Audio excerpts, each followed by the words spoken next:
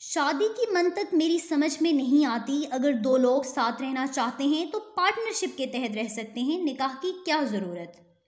یہ کہنا تھا ملالہ یوسفزئی کا، جو دنیا کی مشہور ترین مسلمان نوجوان خاتون قائد ہیں اور کروڑوں لوگ ان کے فالوورز ہیں۔ انہوں نے یہ بات ایک بہت بڑے صحافتی ادارے کو انٹرویو دیتے ہوئے کہی۔ ادارے نے ان کی بہت خوبصورت دوپٹے اور مشرقی لباس میں ملبوس تصاویر بھی انٹرویو کے ساتھ چھاپی ہیں۔ میں ان کی اس بات سے بالکل متفق نہیں ہوں، کیونکہ ان نے ہمارے مذہب، ثقافت اور ہمارے روایات کے مخالف بات کی ہے۔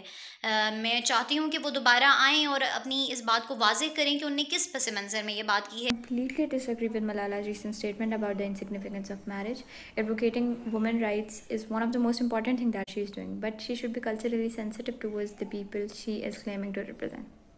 محترمہ کا کہنا ہے کہ دوپٹہ اسلام سے زیادہ ان کی پشتون ثقافت کا حصہ ہے اور اپنی ثقافت میں رہ کر بھی بڑے کارنامے کیے جا سکتے ہیں۔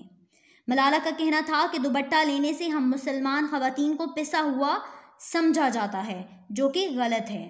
یہاں تک تو بات ٹھیک ہے، سوال یہ بنتا ہے کہ کیا پشتون، پاکستانی یا اسلامی ثقافت ملالہ کی نکاح کے بغیر کسی کے ساتھ رہنے والی بات کو جذب کر سکتی ہے؟